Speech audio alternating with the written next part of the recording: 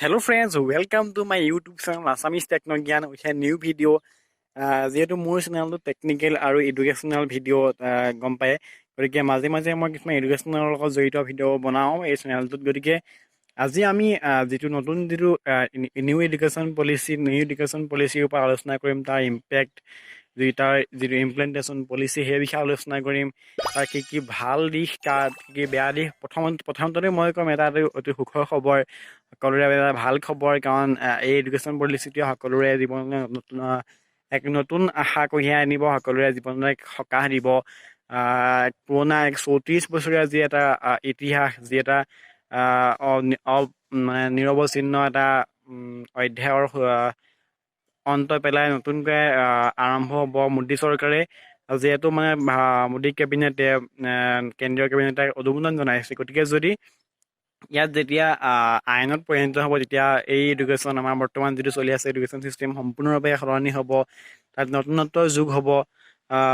তাত কি কি নতুন প্ৰভাৱ পৰিব। গতিকে ব'লক ভিডিঅ'টো আৰম্ভ কৰোঁ। আৰু যদি মোৰ এই চেনেলটোত প্ৰথমবাৰ ভিজিট কৰিছে, গতিকে জানেই আৰু কি ক'ম, সকলো কৰিব। ধন্যবাদ। ব'লক ভিডিঅ'টো আৰম্ভ কৰোঁ। চাওক, যোৱা 29 জুলাই তাৰিখে 2020 চনৰ 29 জুলাই তাৰিখে কি হয়, ভাৰত চৰকাৰ তথ্য আৰু প্ৰযুক্তি মন্ত্ৰালয়ৰ মন্ত্ৰী প্ৰকাশ জাভ্ৰেডকাৰ আৰু যি মানৱ সম্পদ উন্নয়ন মন্ত্ৰী ৰমেশ পোখৰিয়ালে তেওঁলোকে এক সংবাদমেল যোগে তেওঁলোকে এই কথাটো প্ৰকাশ কৰিছিল যে এডুকেশ্যন পলিচি নতুনকৈ হ'ব। তেওঁলোকে এইটো কেবিনেটৰ পৰা তেওঁলোকে এইটো অনুমোদন জনাইছিল, আৰু এই বিষয়ে মোদী চৰকাৰে অনুমোদন জনাইছে। আৰু যদি এইখন আইনত পৰিণত হয়, তেতিয়াহ'লে গোটেই আমাৰ এডুকেশ্যন চিষ্টেম, অৰ্থাৎ যিটো 10+2, এই 10+2 এডুকেশ্যন চিষ্টেমটো কমপ্লিটলি সলনি হৈ যাব। এইটো কি হ'ব, 5+3+3+4 সেই হিচাপত সলনি হ'ব। অৰ্থাৎ কি হয়, আগতে আমাৰ আমি ক্লাছ 10লৈকে যিটো আছিলে প্ৰাথমিক শিক্ষাৰ পৰা আৰম্ভ কৰি উচ্চ মাধ্যমিক শিক্ষালৈকে আছিলে হাইস্কুল, অৰ্থাৎ হাইস্কুল পৰ্যায়লৈকে 10লৈকে আগতে আমি সৰুৰ পৰা পঢ়োঁ। আৰু জানো যে 10ত পৰীক্ষা আমি সৰুৰ পৰা শুনি আহিছোঁ যে মেট্ৰিক দিব লাগিব, মেট্ৰিকৰ পিছত 2 বছৰ পঢ়িব লাগিব হায়াৰ ছেকেণ্ডেৰী, দেন তাৰপিছত BSc বা কিবা 3 বছৰীয়া কোৰ্চ কৰিব লাগিব, স্নাতকৰ পৰীক্ষা দিবৰ কাৰণে কোৰ্চ কৰিব লাগিব। তাৰপিছত MA MPhil বা BSc, তেনেকৈ যিকোনো আমি গৈ থাকিব লাগিব। সেইটো আমি সকলোৱে জানো। কিন্তু সেই যিটো অৰ্থাৎ সচৰাচৰ চলি অহা যিটো এডুকেশ্যন ব্যৱস্থা, শিক্ষা ব্যৱস্থা, সেই শিক্ষা ব্যৱস্থাটো বৰ্তমান এই যি কেন্দ্ৰীয় কেবিনেটে সলনি কৰি 5+3+3+4 এই হিচাপলৈ নিব বিচাৰিছে, য'ত নেকি আপোনাৰ সৰুৰ পৰা, অৰ্থাৎ প্ৰাক প্ৰাথমিকৰ পৰা ক্লাছ 5লৈকে, মানে এই 5+3 অৰ্থাৎ 8 বছৰ এই সময়ছোৱা কি হ'ব, ইয়াত ব্যৱহাৰিক শিক্ষা দিয়া হ'ব। মানে কি, ইয়াত সকলো একে শিক্ষা দিয়া হ'ব। ক খ গ ঘ যিসমূহ শিকায় আমাক LP স্কুলত ক্লাছ 1ৰ পৰা 5লৈকে, সেইখিনিয়ে সকলো ইয়াত শিকোৱা হ'ব, প্ৰাক প্ৰাথমিকৰ পৰা প্ৰাথমিক পৰ্যায়লৈকে। দেন তাৰপিছত কি হ'ব, ক্লাছ 8ৰ পিছত 9, 10 আৰু 11 এই প্ৰথম ক্লাছ 5লৈকে এই 5+3 এইটো মতে তাত যিখিনি ব্যৱহাৰিক শিক্ষা দিলে, ইয়াত মেইনলি ভকেশ্যনেল শিক্ষাৰ ওপৰত গুৰুত্ব দিয়া হ'ব। আৰু এই যিটো এডুকেশ্যন চিষ্টেম, ইয়াক কণ্ট্ৰল কৰিব ECCE, অৰ্থাৎ early childhood care and education নামৰ যিখন বৰ্ড হয়, সেই বৰ্ডখনে কণ্ট্ৰল কৰিব। দেন 5ৰ পৰা 5, 6, 7, 8 এই 3 বছৰ। চাওক, এই যিটো 5+3 অৰ্থাৎ পঞ্চম শ্ৰেণীলৈকে কি কৰিব, ইয়াত ভকেশ্যনেল এডুকেশ্যনৰ ওপৰত, ভকেশ্যনেল শিক্ষাৰ ওপৰত বেছি গুৰুত্ব দিয়া হ'ব। অৰ্থাৎ মানে কি কৰিবা, আমি যিটো বৰ্তমান চলি অহা মতে বা এটা পুৰণিকলীয়া ব্যৱস্থা মতে আমি কি হয়, কিছুমানে মুখস্থ কৰি পাছ কৰে বা পৰীক্ষা দিয়ে পাছ কৰে। কিন্তু ইয়াত কি হ'ব, অকল পৰীক্ষাৰ ওপৰত গুৰুত্ব দিয়া নহয়, মানে ইয়াত মেইনলি এই সময়ত মানে ব্যৱহাৰিক শিক্ষাৰ ওপৰত গুৰুত্ব দিয়া হ'ব। অৰ্থাৎ প্ৰেক্টিকেলৰ বেছি গুৰুত্ব দিব। অৰ্থাৎ ল'ৰা এজনক বোলে ক'ৰবাত লৈ গ'ল, নাও এখন চলাব দিলে, নাওখন কেনেকৈ চলায়, বা গাড়ী এখন চলাব দিলে, গাড়ীখন চলাব নিদিয়ে সৰু ল'ৰা ছোৱালীক, বা বেলেগ খেল এটা খেলাবলৈ গ'ল, খেলটো কেনেকৈ খেলে সেই বিষয়ে মানে প্ৰেক্টিকেলৰ ওপৰত মেইনলি গুৰুত্ব দিয়া হ'ব। কোনো এটা বস্তু কেনেদৰে অপাৰেট কৰে সেইবোৰ শিকাব, বা কেনেদৰে চুলি কাটে সেইবোৰ শিকাব। সকলো ব্যৱহাৰিক জ্ঞানৰ ওপৰত গুৰুত্ব দিয়া হ'ব। দেন তাৰপিছত কি হ'ব, যিটো 8লৈকে 3 অৰ্থাৎ 5 6 7 8 এই সময়ত কি হ'ব ইয়াতো ব্যৱহাৰিক শিক্ষাৰ ওপৰতে গুৰুত্ব দিয়া হ'ব। তাৰপিছত তাৰ পৰা 9 10 11 12 অৰ্থাৎ আমি যিহেতু 11 12 হাই ছেকেণ্ডেৰীত পঢ়িবলগীয়া হাই ছেকেণ্ডেৰীত য'ত নেকি আমি মানে নামভৰ্তি কৰোঁ, কিন্তু ইয়াত একেলগে 9ৰ পৰা 12লৈকে হ'ব। ইয়াত অলপ এডুকেশ্যনটো অলপ হাই লেভেলৰ হ'ব। মানে কি হ'ব, আমি চাওক আমি যেতিয়া 11 12ত যাওঁ তাত ছায়েন্স আৰ্টছ কমাৰ্চ ইয়াত 3টা বিভাগৰ ষ্ট্ৰীম থাকে। আমি বেলেগ বেলেগকৈ লওঁ। ছায়েন্স লৈ আৰ্টছ পঢ়িব নোৱাৰে, আৰ্টছ পঢ়াই ছায়েন্স পঢ়িব নোৱাৰে, তেনেদৰে ব্যৱস্থা থাকে। কিন্তু ইয়াত কি হ'ব, আপুনি যিকোনো বিষয় ল'ব পাৰে। যদি আপুনি বোলে কেমেষ্ট্ৰি মেজৰ ল'ম ভাবিছে, বোলে কেমেষ্ট্ৰিৰ লগত লজিক লৈ লওঁ বোলে মেজৰ হিচাপে, বা এডুকেশ্যন ছাবজেক্ট হিচাপে নিজৰ যিটো মিডিয়াম আছামিছ লৈ লওঁ, তেনেদৰে লৈ ল'ব পাৰে নিজৰ মতে। তাত কোনো বাধ্যবাধকতা নাথাকে, তাত কিছুমান কম্পালচৰি থাকে বা বাকীখিনি নিজৰ ইচ্ছামতে নিজে ল'ব পাৰে। আৰু এই যিটো ক্লাছ 5লৈকে ইয়াত ব্যৱহাৰ মানে কি মাতৃভাষাৰ ওপৰত জ্ঞান দিয়া হ'ব। ইয়াত নিজৰ মাতৃভাষাৰ ওপৰতে পাঠ্যক্ৰম চলিব। যদি মোৰ অসমীয়া ভাষা হয় তেনেহ'লে মোৰ অসমীয়াত শিকাব, যদি বেলেগৰ হিন্দী বেংগলী তেনেদৰে শিকাব।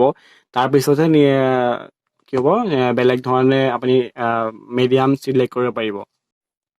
মানে কি হয়, আমি যে হাই ছেকেণ্ডেৰীত যে নিজৰ লেংগুৱেজ চিলেক্ট কৰোঁ, হয় আছামিছ নহ'লে ইংলিছ বা বেলেগ বেলেগ লেংগুৱেজ চিলেক্ট কৰোঁ, তেনেদৰে কি হ'ব, ইয়াত হাই লেভেলত আপুনি লেংগুৱেজ চিলেক্ট কৰিব পাৰিব। কিন্তু ক্লাছ 5লৈকে তাত সেইটো কম্পালচৰি হ'ব, নিজৰ মাতৃভাষা শিকিবই লাগিব, নিজৰ মাতৃভাষাতে পাঠ্যক্ৰম গ্ৰহণ কৰিবই লাগিব। এইটো প্ৰাইভেট মানে সকলোবোৰ প্ৰাইভেট স্কুলবোৰ এইটো মানে চবৰে বাবে কম্পালচৰি হ'ব।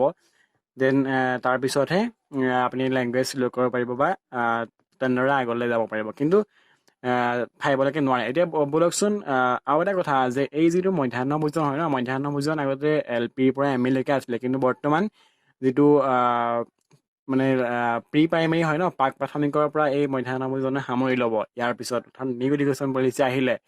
এতিয়া বলকচোন আমি নিউ এডুকেশ্যন পলিচিৰ কি ই মানে গ্ৰেজুৱেট পৰ্যায়ত কি পঢ়াই পেলাব চাওঁ। মানে তাত কি হ'ব, গ্ৰেজুৱেশ্যন লেভেলত তাত ছেমিষ্টাৰ চিষ্টেম থাকিব। কিন্তু কি হ'ব, আপুনি যদি তাত আগৰ চিষ্টেমৰ নিচিনা নহয়, ইয়াত অলপ চেঞ্জ হ'ব। আপুনি যদি এবছৰ পঢ়ে গ্ৰেজুৱেশ্যন, তেনেহ'লে আপুনি এখন চাৰ্টিফিকেট পাব। 2 বছৰ পঢ়িলে এখন ডিপ্ল'মা পাব। 3 বছৰ পঢ়িলে আপুনি ডিগ্ৰীৰ যিখন চাৰ্টিফিকেট পাব। বা 4 বছৰ পঢ়িলে কিবা গৱেষণাৰ ৰিলেটেড কিছুমান আপুনি চাৰ্টিফিকেট পাব। কিন্তু আগতে আছিলে যে আগতে 3 বছৰ সম্পূৰ্ণ পঢ়িলেহে আপুনি চাৰ্টিফিকেট পাব। এতিয়া আপুনি বোলে এবছৰ পঢ়িলে, তাৰপিছত কিবা প্ৰব্লেম হ'ল, পইচাৰ প্ৰব্লেম বা ঘৰুৱা কিবা প্ৰব্লেম, ব্যক্তিগত প্ৰব্লেমৰ ফলত এবছৰ পঢ়ি পেলাই আপুনি পঢ়িব নোৱাৰিলে। গতিকে এবছৰ পঢ়িলে কি হ'ব, এখন আমি চাৰ্টিফিকেট পাব। সেইখন চাৰ্টিফিকেট আপুনি ভৱিষ্যতে ইউজ কৰিব পাৰিব। বা বোলে আপোনাৰ এবছৰ 2 বছৰৰ পিছত আকৌ বোলে কিবা অসুবিধা হ'ল, আপুনি পঢ়িব বিচাৰে, তেনেহ'লে তেতিয়া আপুনি প্ৰথম বছৰৰ চাৰ্টিফিকেটখন লৈ পেলাই আপুনি আকৌ পিছৰখিনি সম্পূৰ্ণ কৰিব পাৰে। নাইবা আপুনি বোলে প্ৰথম 2 বছৰ পঢ়ি পেলাই কিবা ব্যক্তিগত সমস্যা বা আৰ্থিক সমস্যাৰ ফলত আপুনি পিছৰ বছৰ সম্পূৰ্ণ কৰিব নোৱাৰিলে। গতিকে আপুনি কি হ'ব, দ্বিতীয় বছৰ পঢ়িলে এখন ডিপ্ল'মা পাব। তাৰপিছত আপুনি সেইখন ডিপ্ল'মা লৈ আকৌ ভৱিষ্যতে আপুনি যদি আকৌ পঢ়িব বিচাৰে, তেনেহ'লে সেইখন ডিপ্ল'মা লৈ আপুনি 2 বছৰ নপঢ়াকৈ পিছৰখিনি সম্পূৰ্ণ কৰিব পাৰিব। গতিকে এই ক্ষেত্ৰত আমাৰ এক ব্যাপক সুবিধা হ'ব। নতুন ইয়াত এক নতুন সংযোজন হ'ব। ইয়াত এই ক্ষেত্ৰত আমাৰ সহায় হ'ব। এতিয়া বলকচোন আমি এই যিখন নিউ এডুকেশ্যন পলিচি, এই নিউ এডুকেশ্যন পলিচিৰ যিখিনি গাইডলাইনছ বা হাইলাইটখিনি মই আপাহতে আমি আলোচনা কৰোঁ। প্ৰথমতে কি হ'ব, স্কুল লেভেলত অৰ্থাৎ যিখিনি মই কৈছিলোঁ যে ব্যৱহাৰিক জ্ঞানৰ শিক্ষা দিয়া হ'ব, তাত কি হ'ব, ভকেশ্যনেল ষ্টাডিজৰ ওপৰত বেছি গুৰুত্ব দিব স্কুল লেভেলত। মানে কি হয়, ইণ্টাৰ্ণশ্বিপ, মেটেল ৱৰ্ক বা গাৰ্ডেনিং এইবোৰৰ ওপৰত গুৰুত্ব দিব। এতিয়াৰ নিচিনাকৈ কেৱল পঢ়ি পেলাই বা মুখস্থ কৰি পৰীক্ষা দিয়াৰ ওপৰত গুৰুত্ব নিদিয়ে। তাত মেইনলি ব্যৱহাৰিক জ্ঞানৰ ওপৰত, প্ৰেক্টিকেলৰ ওপৰত গুৰুত্ব দিব। অৰ্থাৎ মই যে আগতে কৈছিলোঁ যে ল'ৰা এজন ষ্টুডেণ্ট এজন লৈ গ'ল বোলে নাও কেনেকৈ বাই, নাও এখন বাই শিকালে, তাক প্ৰেক্টিকেলি কৰিব দিলে, সেইবোৰৰ ওপৰত গুৰুত্ব দিব। দেন যি আমাৰ HRD বিভাগৰ এজন উচ্চপদস্থ বিষয়াই কৈছিল যে যিটো আমাৰ এই এডুকেশ্যন পলিচি আহিলে আমাৰ যিটো GDP 6% বৃদ্ধি হ'ব। অৰ্থাৎ এই এডুকেশ্যন পলিচিয়ে 6% GDP আগুৰি ল'ব, যিটো গ্ৰছ ডমেষ্টিক প্ৰডাক্ট, যি বৰ্তমান 1.7%। তাৰপিছত যে সকলোবোৰ যিবোৰ বৰ্ড আছে আমাৰ ইউনিভাৰ্চিটিৰ যিবোৰ বৰ্ড, সেই সকলোবোৰ বৰ্ড একেলগ কৰা হ'ব। মানে সকলোবোৰ মিলাই এক কৰা হ'ব। মানে যিবোৰ আমাৰ UGCয়ে হওক বা AICTE হওক, all India council for technical education, এই সকলোবোৰ বৰ্ড মিলাই পেলাই এখন বৰ্ডেই গঠন কৰা হ'ব, যিয়ে সমগ্ৰ এডুকেশ্যন ব্যৱস্থাটোক কণ্ট্ৰল কৰিব। দেন এমফিল নাথাকিব, অৰ্থাৎ ডাইৰেক্ট আপুনি PhD কৰিব পাৰিব। এতিয়া আমি জানো যে এম এ কৰাৰ পিছত এমফিল কৰা, তাৰপিছতে PhD কৰিব পাৰি। কিন্তু এতিয়া নিউ এডুকেশ্যন পলিচি আহিলে মানে এমফিল কৰিব নালাগে, ডাইৰেক্ট আপুনি PhD কৰিব পাৰিব। দেন মই কৈ আহিছোঁ যে আগতে ক্লাছ 5লৈ মাতৃভাষাৰ শিক্ষাৰ ওপৰত গুৰুত্ব দিয়া হ'ব, মানে সেইটো কম্পালচৰি হয়, আপুনি মাতৃভাষা পাৰিবলৈকে শিকিবই লাগিব। তাৰপিছতহে আপুনি নিজৰ ইচ্ছামতে আপুনি লেংগুৱেজ চিলেক্ট কৰিব পাৰিব। দেন আমি এডুকেশ্যন ইজ এ কনকাৰেণ্ট ছাবজেক্ট, গতিকে এই ক্ষেত্ৰত মাল্টি ডিচিপ্লিনাৰী কৰ্চৰ ওপৰত গুৰুত্ব দিয়া হৈছে, মানে যিবোৰ ইউনিভাৰ্চিটি হওক, IITৰ নিচিনা ইনষ্টিটিউট বা এডুকেশ্যনেল যিখিনি কলেজ হয়, তাত কলা বিভাগৰ শিক্ষাও প্ৰদানৰ ক্ষেত্ৰতো গুৰুত্ব দিয়া হ'ব। মানে কি ইয়াত অকল এটা বিষয়ে শিক্ষা দিয়া নহয়, তাত মাল্টি ডিচিপ্লিনাৰী মানে বহুত বেলেগ বেলেগ ধৰণৰ শিক্ষাও ইয়াত দিয়া হ'ব, সকলোকে সামৰি লোৱা হ'ব। এতিয়া এই যিখিনি গাইডলাইনছ বা এই নিউ এডুকেশ্যন পলিচি আমাৰ শিক্ষা ব্যৱস্থাত অভূতপূৰ্ব সঁহাৰি মানে উদগনি জনাব, বা ই আমাক সহায় কৰিব, অভূতপূৰ্ব পৰিৱৰ্তন আনিব। কিন্তু তথাপিও কিছু কিছু ক্ষেত্ৰত ই আমাক বিৰূপ প্ৰভাৱ পেলাব। মানে কি হয়, আমাৰ লগত ঘপককৈ খাপ নেখাব, লাহে লাহে ই কমফৰ্টেবল হ'ব সকলোৰে, বা আমাৰ ইজি হ'ব, আমি ইয়াক একচেপ্ট কৰিবই লাগিব লাহে লাহে, যেতিয়া ই আইনত পৰিণত হ'লে। আৰু কি হ'ব, এই মেট্ৰিক আৰু হায়াৰ ছেকেণ্ডেৰী পৰীক্ষা নাথাকিব, তাৰ বিপৰীতে এনেদৰেই, অৰ্থাৎ 5+3+3+4 এই আৰ্হিত আমাৰ শিক্ষা ব্যৱস্থা গতি কৰিব। আৰু ই বিভিন্ন ক্ষেত্ৰত আমাৰ প্ৰভাৱ পেলাব। যদিও ই আমাক ভাল ভাল পদক্ষেপ, ইয়াৰ ভাল গুণ আছে, সেইমতে ইয়াৰ কিছুমান আমাৰ প্ৰভাৱো পেলাব।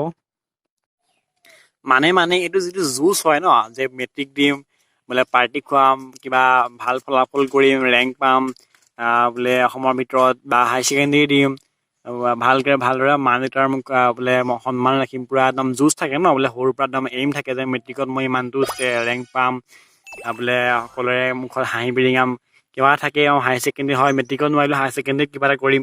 কিন্তু সেই যুঁজটো নোহোৱা হ'ব, হ'লেও লাহে লাহে এইটো সকলোৰে লগত মানে সকলোৰে লগত ইজি হৈ যাব, সকলোৰে বাবে কমফৰ্টেবল হ'ব।